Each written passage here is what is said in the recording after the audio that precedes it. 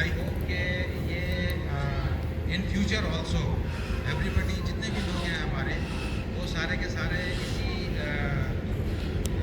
मेहनत के साथ इसी तरह काम करेंगे, आपस में कोऑर्डिनेशन से काम करेंगे और टारगेट हमारा होगा प्रॉब्लम सॉल्व करना, ना कि टारगेट होगा किसी को गिराना। तो इसी पे मैं अपने काम करता हूँ। मैं इसके बाद माइक देता हूँ।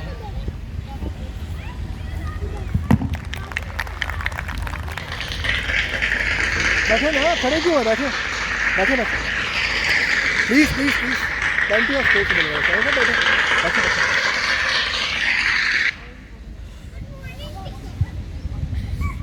थैंक यू बट साहब। हमारे पास बच्चों के लिए एक्टिविटीज़ हैं और मेरे ख्याल में बच्चे बड़ा इम्पेशेंटली वेट कर रहे हैं कि हमारे लिए क्या है, तकरीरें तो हो गई। ऐसा ही है बच्चों? Yes.